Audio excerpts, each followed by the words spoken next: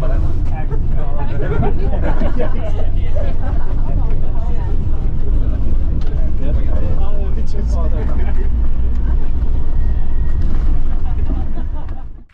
everyone, welcome back to the channel. We're currently in Iceland, as you might be able to tell with the scenery behind us. So we've been in Reykjavik now for a couple of days, and we've just headed out this morning onto the famous Laugavegur Trail. We were going to stay in Landmannalaugar, which is where the bus has just dropped us off, but the weather's so good we've decided to push on up to Hrafniuska, I think it's pronounced, where we can camp this evening. And yeah, so far so good. The weather's been a bit rough the last couple of days, but it's beautiful today. Lovely clear blue skies. So we're just going to try and make some ground while we can.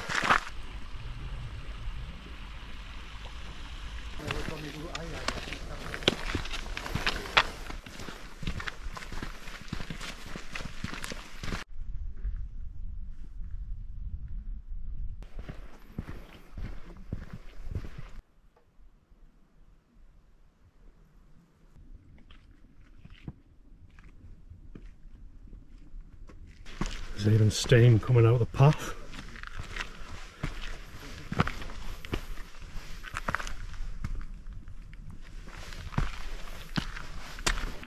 So the first day on the trail is probably the hardest, as you climb by around 500 meters throughout the day, and your pack will be at its heaviest with all of your food for the journey. It's also arguably the most scenic part of the route as you hike through the Fjallraven caldera. Calderas are huge circular craters produced during the largest and most violent volcanic eruptions. Fjallraven is relatively small but packed full of energy. The evidence of this is all around in the form of the many geothermal hot springs visible from along the trail. As the trail ascends, you encounter numerous snowfields, some larger than others, and there's no need for any specialist footwear to cross them, as normal hiking boots will suffice.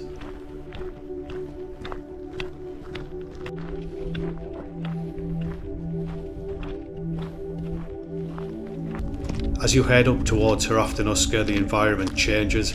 At this point you've left the day trippers far down in the valley, and the conditions can deteriorate quickly. There are no dangerous wild animals in Iceland, apart from the weather.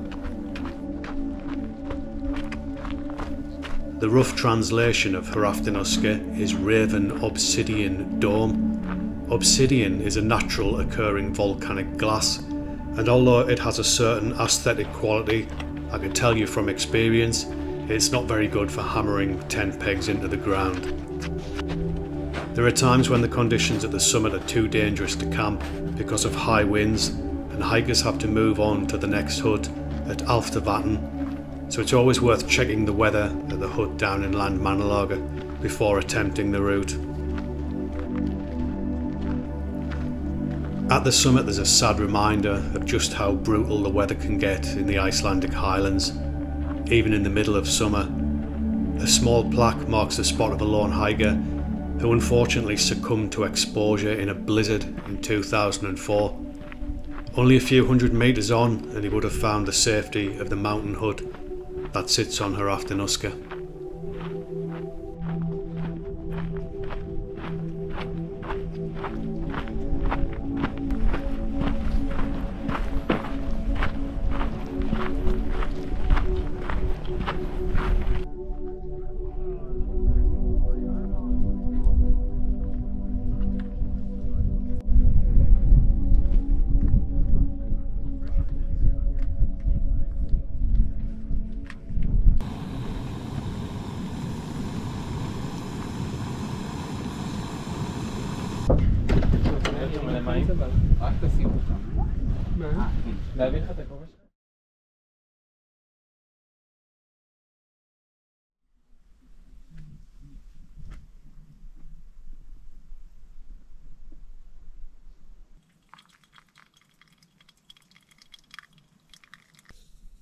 Morning everyone, this is the start of day 2. So today we're going to be heading down towards Fjallraven, I think that's how you pronounce it. There's another hut there where you can camp. I think the distance is around 12 kilometers, and it should take us between 4 and 5 hours, and the descent is around 500 meters. So yeah, there's also a river crossing as well that we're going to have to negotiate, but we have brought river shoes with us, so we'll see how we get on with that. But I've just got the first coffee of the day on the go, and it's really foggy outside. The visibility's down to probably about 20 or 30 meters. So I do have a GPS unit with me, so we'll be able to navigate no matter how bad the weather gets. So yeah, I'm just glad that we came up here yesterday, and we shelved the idea of staying at Land Manalaga for the night. The weather window just looked brilliant, lovely blue skies, so it was a good call to come up here. It took us about I think about 5 hours all in all. Again, it's another 12 kilometer hike, which is what, about 7 miles, just under 7 miles or something. But I mean, we're carrying quite a bit of weight on us as well. We've got obviously we've got this 4-season tent, we've got all the winter sleeping bags, the winter sleeping mats, 5 days worth of food with us as well, and enough clothing to keep us warm, so the packs are fairly weighty. So the ascent that we done yesterday was 500 meters, but according to the GPS it was nearer to 700 meters because you're just going up and down. So it was a bit challenging in some parts, but with the good weather it was easy enough to negotiate. I wouldn't like to do it in heavy rain or anything like that, like high winds, but we got here. So from now on it's all downhill pretty much, which is a good thing.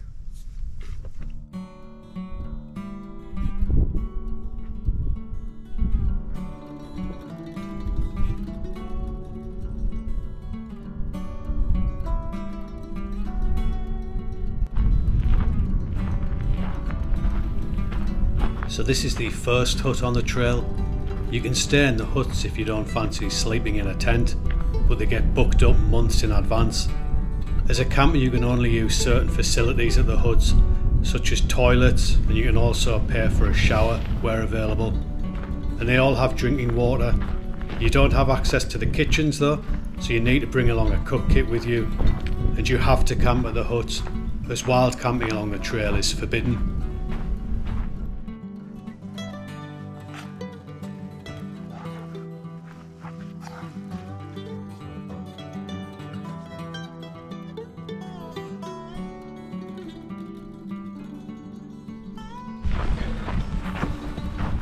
So the weather's moved in, but we're all packed up and ready to head off. You ready, Tris? Nearly.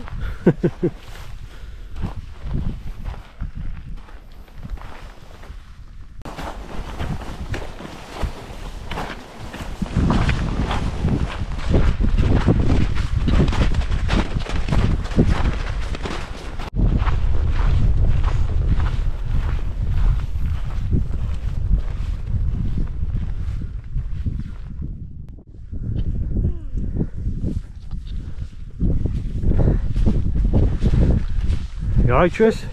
Yeah. Easy, innit? Yeah.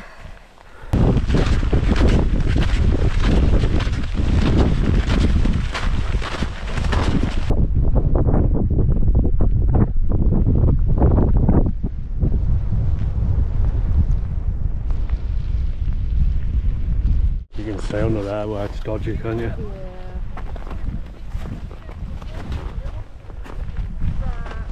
Bit cavernous that, like.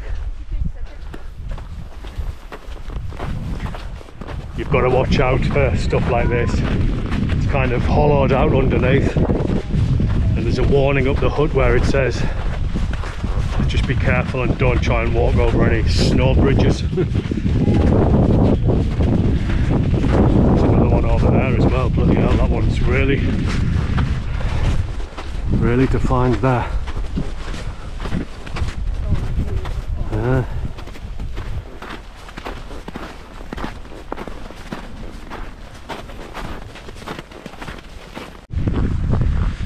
think we're approaching a glacier now. I'm not really sure which one it is, so I'll put it on the screen if I can find out, but it looks awesome. Just all that there.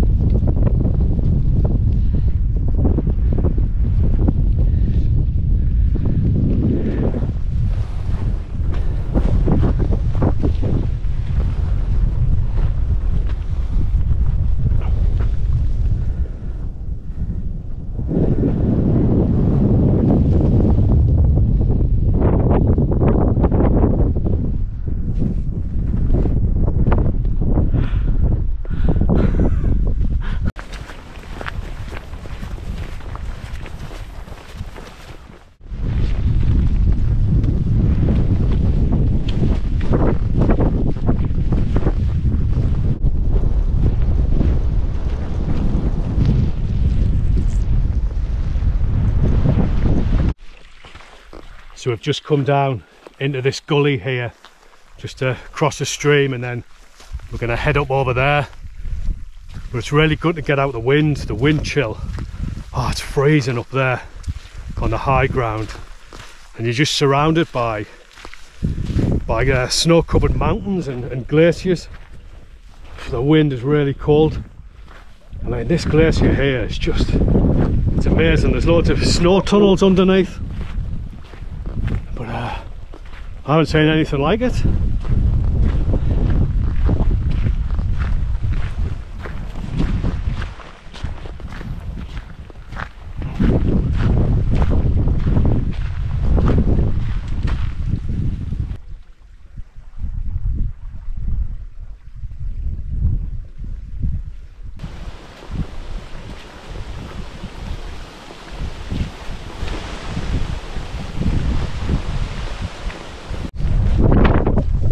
Stinks, this stuff. Sulphur straight from the hot springs. Oh, it's awful. Ugh. I think this might be the river crossing that we're supposed to do. I've heard that it can be knee high, but at the moment I don't even think I'll bother changing into me water shoes. Might just be able to scoot across. What do you think, Chase? Yeah, I might just try and scoot across actually. Yeah, got spare socks.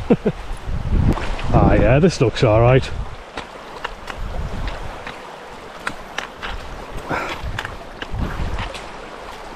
And then we'll just scoot across there. Check that rock though, make sure it's sturdy. Oh, it's not, is it? Typical.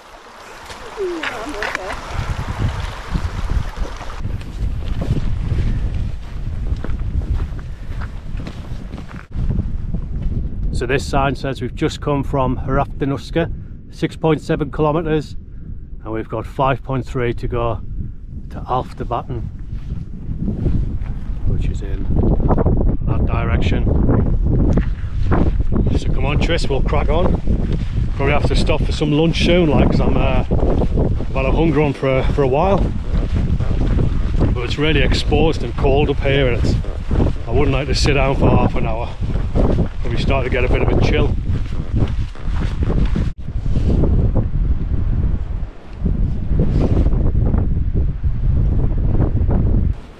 So we've just had lunch, which was just a plain ham sarnie, wasn't it, Tris? Just meat and bread, not even any butter or anything, but it's all calories. So we can see the lake, or we could see the lake, but it's disappeared now under a blanket of fog.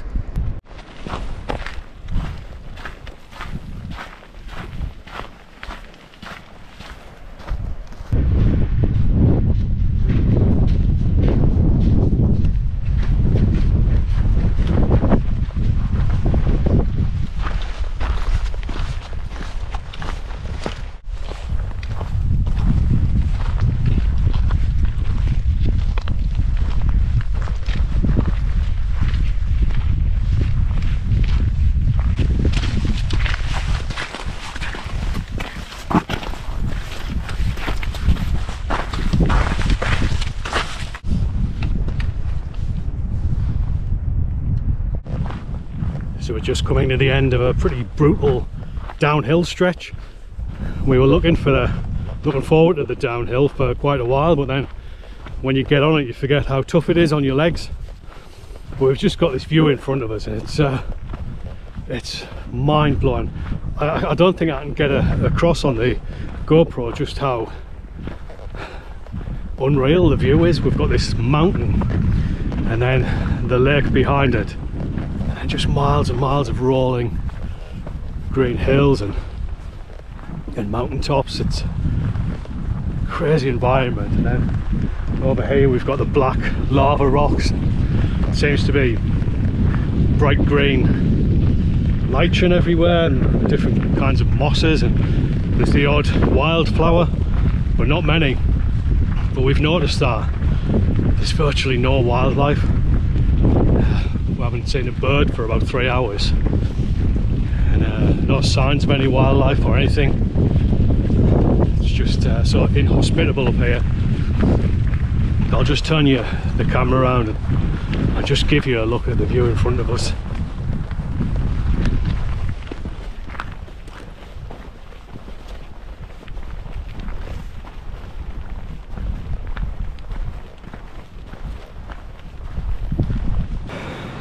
So we are at the river crossing now. We thought we might have crossed it earlier on, or we hoped we did. It was a tiny little stream. This one isn't much bigger, but it looks pretty deep. But yeah, we'll walk down, we'll have a look. If we can get across without having to take our shoes off, then that'll be a bonus. But it doesn't look too bad from here. Kind of winds down there and we've got to cross down there. This way might be easier, Trish, just because that looks a bit deep there, doesn't it? Saying that, this looks a bit dodgy as well, doesn't it? If we can get here, Well, if we get here to that, and then go across there. I think it's shoes on. You think so? Yeah. So I had a quick scout there on the river, but we're just going to have to put our water shoes on. It's just a little bit too deep. I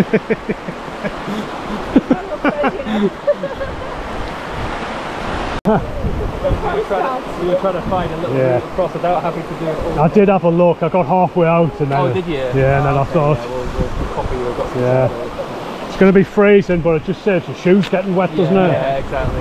Yeah. Go on, Trish, you first. Off you go. Go on. The guinea pigs first. Good luck. Yeah, see you on the other side.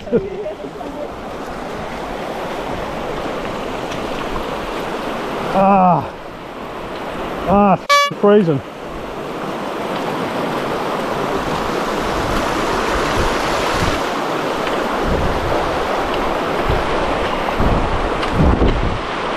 So that was plain sailing, getting over the river. Probably could have just hopped over without having to take the shoes off, but you just don't want to risk it. If you end up with your sock getting soaking wet, or even worse, your trouser leg. I don't think stuff's going to dry here that easily. It's windy, but it's also really wet and damp. So there's a sign here which should give us directions to the hut.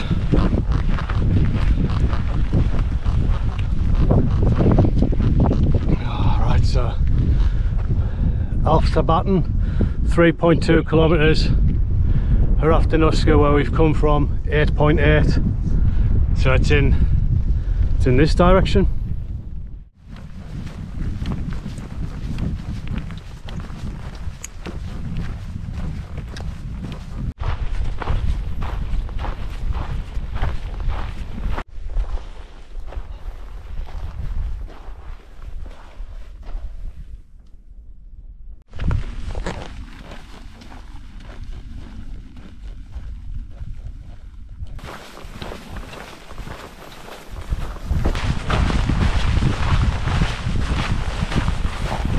Well folks, we're here at Alftabatten. As you can hear, the rain's coming down. We kind of just got here quickly and pitched up. We bumped into a couple of English chaps on the way in who turned out to be from the city of York, which is where we live, so that was a bit of a coincidence. And what we're doing now is just kind of trying to sort out what we're going to be eating. So we've got a lot of dried meals with us. Real termat, I think we're going for tonight. Yes, the kebab stew. So they're pretty bulky, these packs. When I was on the West Highland Way, I kind of decanted it into little other plastic bags and then put it in a bowl and used it that way, but we've decided to bring all of these packets with us because we had to go through, you know, security in the airport, so I just figured it would be easier to keep everything in its packaging. So yeah, that's what we're going to have tonight. We've got a couple of Twinings peppermint teas as well for this evening's drinks. We'll probably have a cup of soup for a starter, and then we're living the life here, aren't we, Tris? Oh, look at this. Salad. Fresh side salad as well.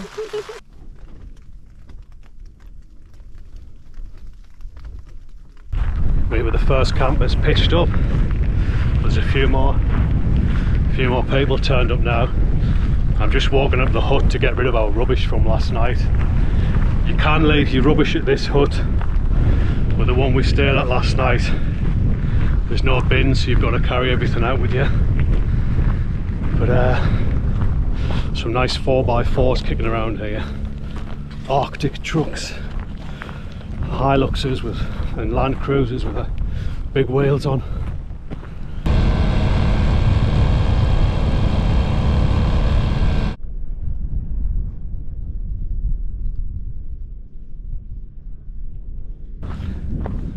So the huts here are pretty cool actually. You've got a few showers, which we had earlier on. Plenty of sinks, a few toilet blocks. Just behind me over the shoulder there, you've got a long drop toilet for the campers. Another section down here with some sinks and running water. There's a little restaurant, and there's two huts as well that you can sleep in. And if you don't fancy that, you can come down here and stay in the campsite. Amazing views, but it's pretty exposed down here. I think the wind's going to pick up a bit. Not too much, I hope.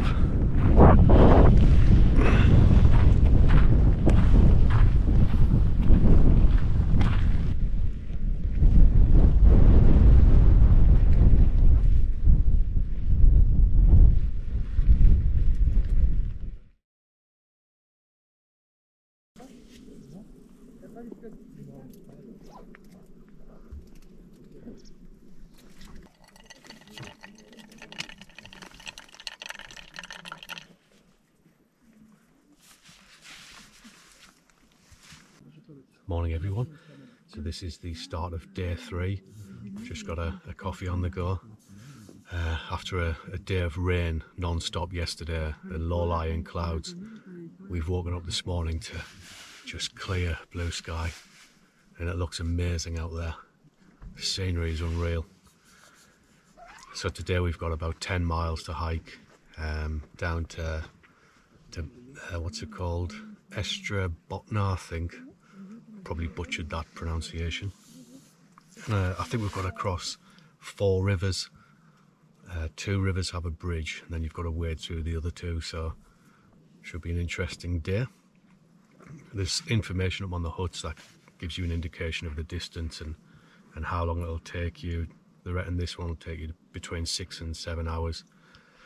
But yeah, it looks pretty good. I've got the trail downloaded on my GPS unit, so you can go in and check the elevation of the trail. So the last 2 days was up and down. It's been pretty heavy on the legs, to be honest, especially with the heavy packs. But today it's pretty flat, so it shouldn't be too hard, hopefully, especially if this weather holds up. So yeah, I'm going to drink this coffee. Tris has just nipped up to the bathroom. I'll make her a coffee, and then we'll get the porridge on and start thinking about trying to dry the tent off a little bit and getting packed up.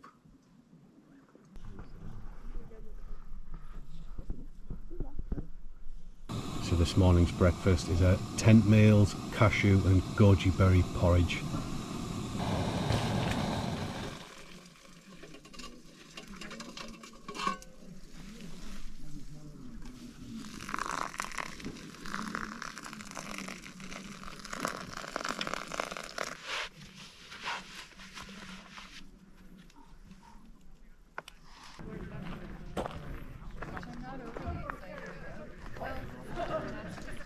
So that's us now leaving Altvatn, heading to the next hut. You can see the hut in the background there. So last night it was really miserable, and we were a little bit worried about the wind coming in, but by about 9 o'clock it had completely died off. So it was a really still night, and then we just woke up this morning to such great weather.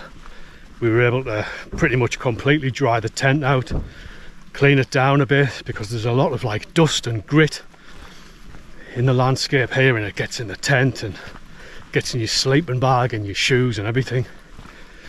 So yeah, managed to sort the tent out a bit. My bag doesn't feel any lighter. Does yours, Trace? It feels a little bit lighter. Yours feels lighter? Yeah. How come? Look at I put everything in yours. Yeah. I think, you know, we are carrying a 4-season tent, which weighs best part of 4 kilograms, to be honest, with the footprint. About 3.6. But I think up here, I mean, this place is so exposed. If the wind really picked up, at least we'd be secure.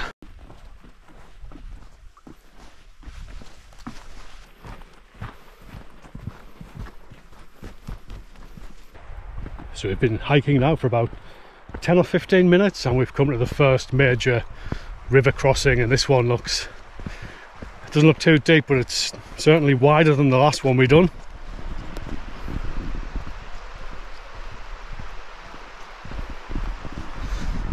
So it looks like we're going to be washing our feet again in the freezing cold Icelandic water.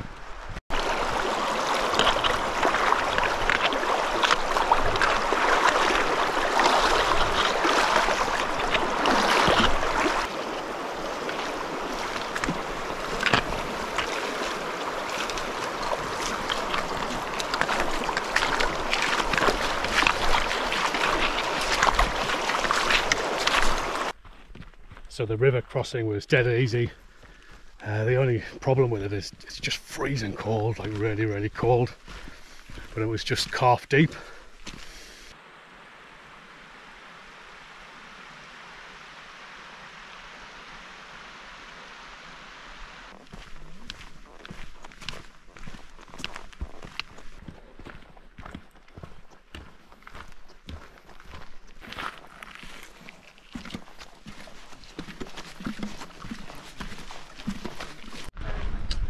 Is that the direction you're going, or? Yeah, Great. So this hut here is Havangil. So if you don't want to camp at Altvatn, you can continue on for probably about an hour, and you can pitch your tent here. So we're on a pretty decent quality 4x4 track here. Tris and I wanted to come to Iceland for years in the 4x4, you know, and do a trip around the ring road and all that kind of stuff, but the sheer cost of it is just, you know, it's out of this world. So this is a really good alternative, isn't it? It is. So you're getting right off into the highlands of Iceland, you know, immersing yourself into the scenery and experiencing the weather. And yeah, this trail's busy without a doubt.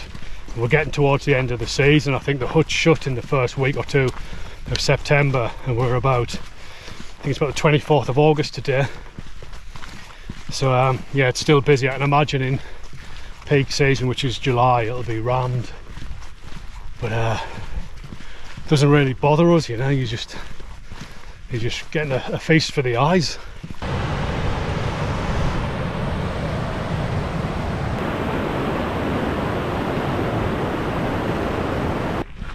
We can see people congregating overhead, so I think we're approaching the second river crossing.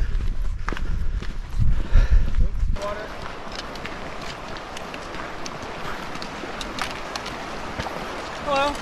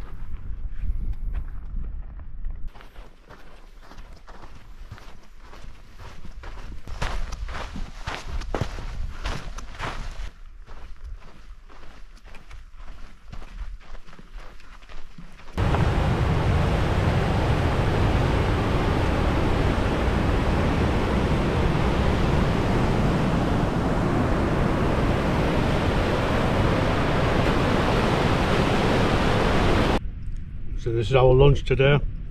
It's drier than yesterday's sandwich. I didn't think that would be possible.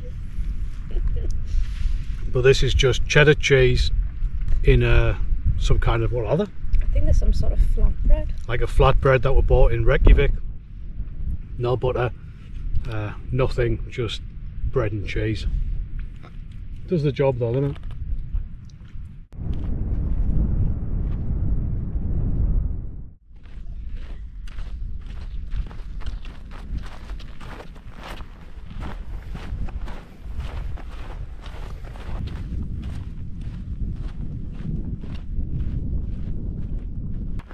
That's all we can see out here, just these little flowers on this stretch, nothing else, no other vegetation.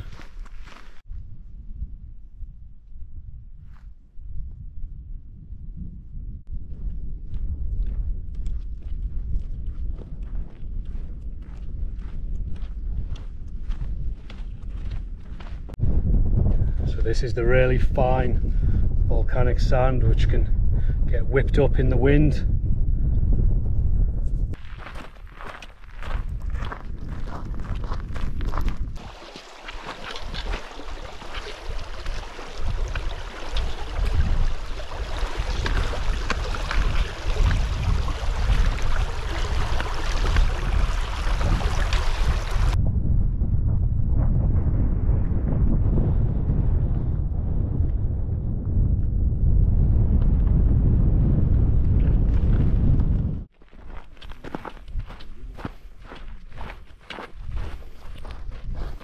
So we're finally here. In about another 100 meters we should be able to see the hut, and yeah, it looks fantastic actually. I'll just turn the camera on and give you a look.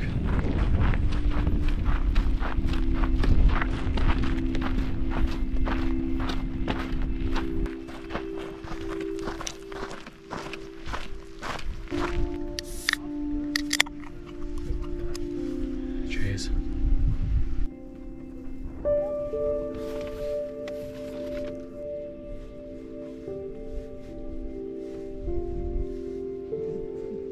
So we've just been out for a little mooch this evening, not very far. So we arrived at the hut earlier on, set the tent up, and we've just been relaxing. We've had some food, we bought a couple of cans of beer, drank those. That was pretty refreshing. And we're just having a look around the area. You can just see how green it is around here. There's a lot of plant life compared to the past few days of hiking. It's a bit more lush. What's the matter, Tris? Tris is she's having problems. What's wrong? You just go down there. Huh? Oh, Emma. Yeah, so we're just going to head back to the tent now and set the bedding gear up, and then probably just turn in. I think it's about 7:30. We've been hitting the sack by about 8:30, 9 o'clock at the latest, and just getting a proper good night's sleep. So you wake up in the morning around 6 or 7, pretty refreshed to be honest.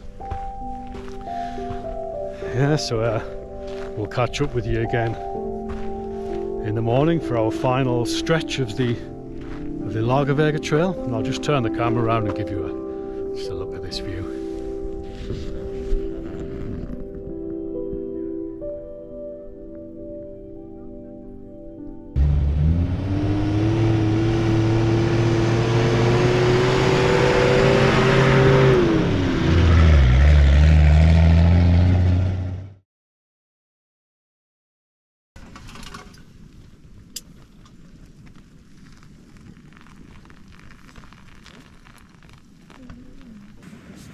Morning everyone.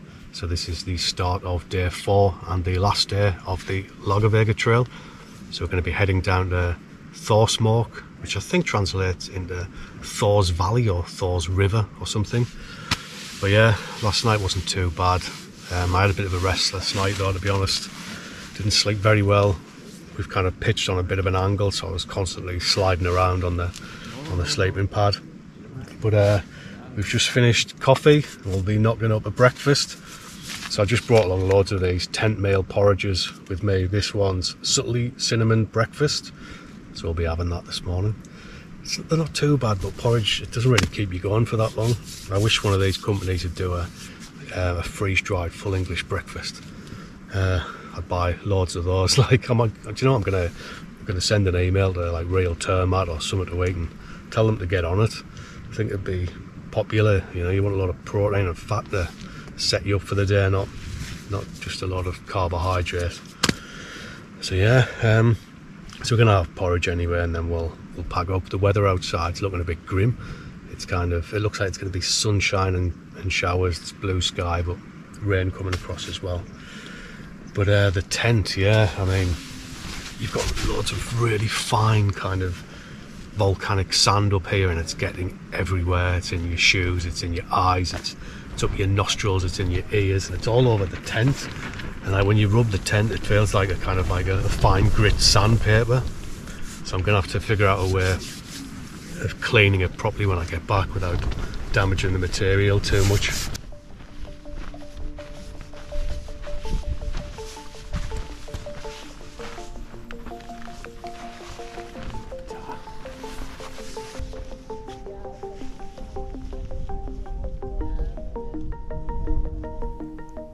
So as you leave the hut, you are greeted by a sign that outlines evacuation procedures in case the nearby volcano Katla erupts. Even a very minor eruption can easily cause flooding into the valleys that we are about to walk through, and the sign shows the best escape routes. The huts are equipped with flares to warn trekkers to get to high ground should an eruption occur, so it's worth reading the sign before walking on.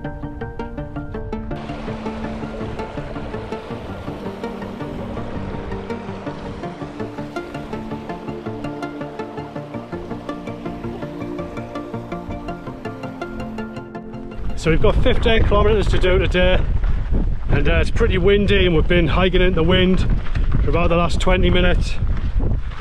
But it looks like, actually it doesn't, the trail looks like it's going even higher. But I checked the elevation on the GPS before we left, and we've got a fairly steep descent coming up at some point today. Now you kind of look forward to a descent after you've been going uphill, but they're just as bad. It hammers a different set of muscles in your legs. Sometimes I think it's actually worse.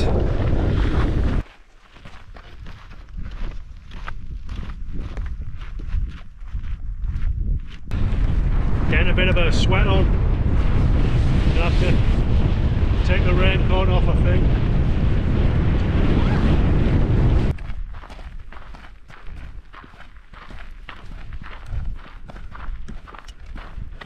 Oh wow, look at that.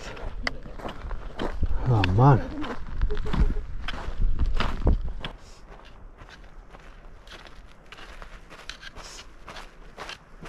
Alright, Trace? Yeah. It's a long way down, isn't it? Aye.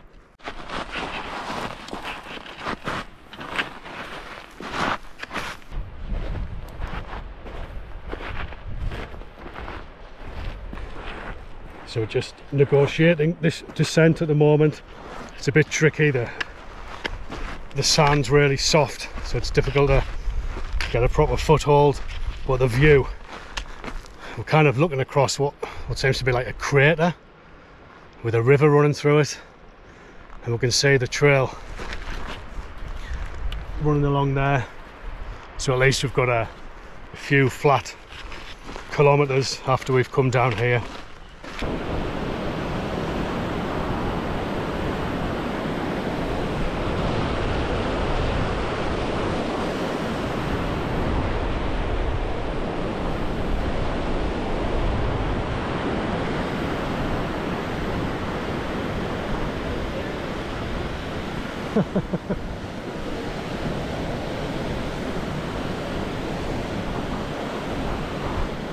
I'm guessing these chains are for when the winds are high.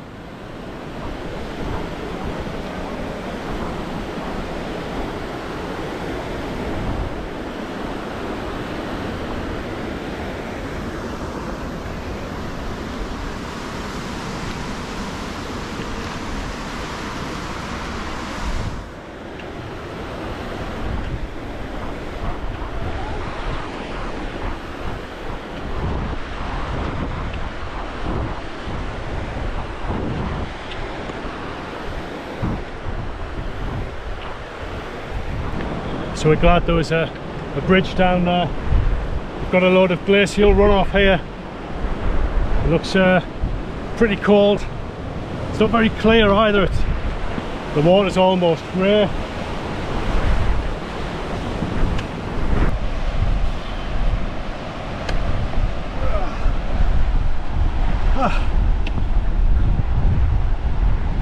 Nice fresh breeze up here.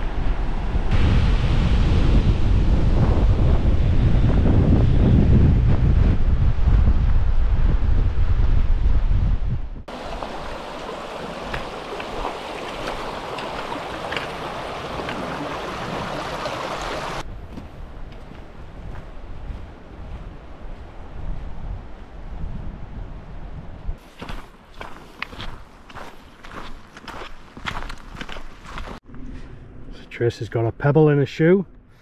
It's amazing this is the first one that you've had. Actually, it's the first one that any of us have had. There's more than a pebble, there's a tree. Spoonful of sand, volcanic sand in there. So we're just coming to the end of this flat stretch.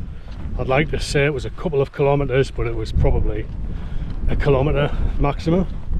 But we've just been walking through this interesting volcanic crater. But the downside is we've got to climb out of it now. So we've got to head up there. But at least we've got the wind on our backs now.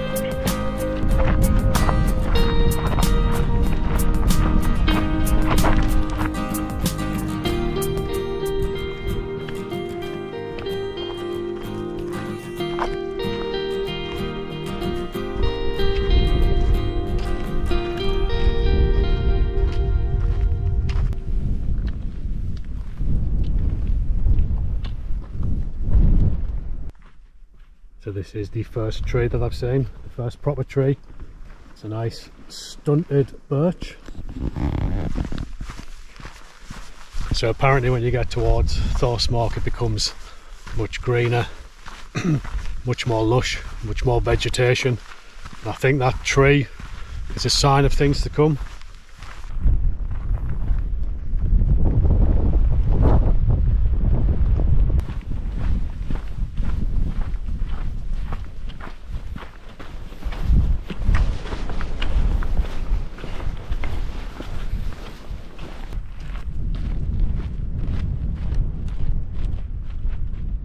So we're just breezing along here on the nice flat track thinking, oh, this is great. If it's like this all the way to Thorsmark, we'll be happy. But then we can see all the other hikers going all the way up there. So we've got another steep climb to do, and then there's a raging river here. So I hope there's a bridge.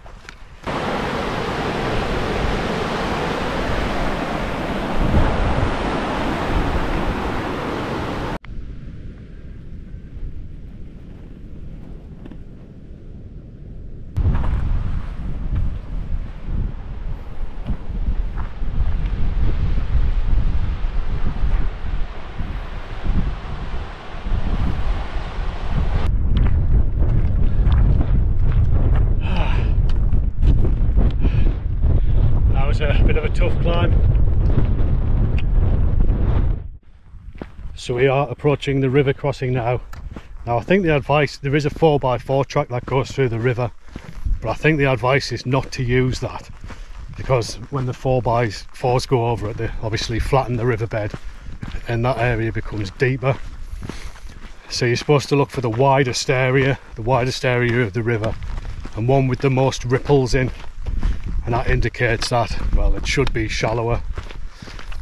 So we'll wait till we'll get down there, see what everyone else is doing, and we'll have a look for ourselves.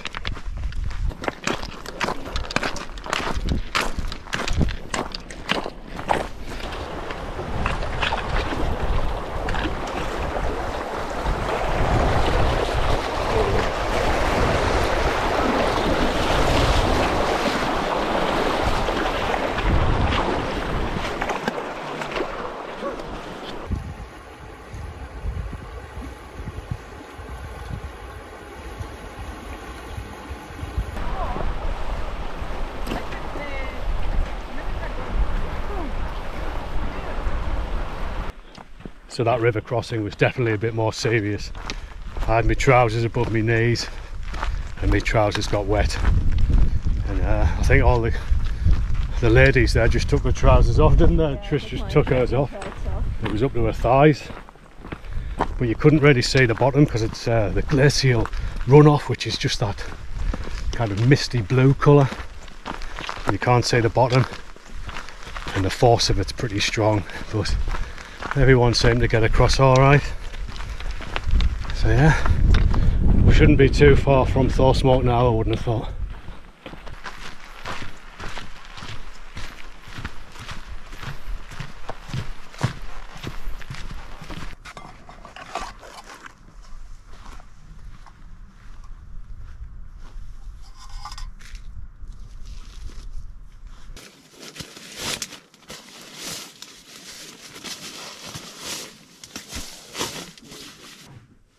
So we're just here in the communal kitchen in the volcano hut.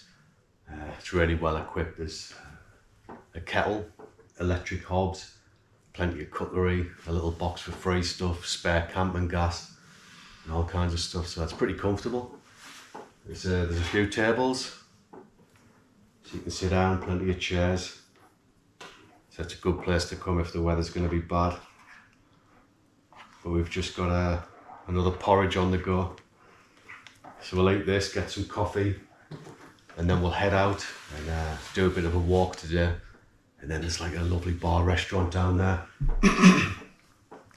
So we'll head back and get some lunch, we think, and then perhaps have a beer or two.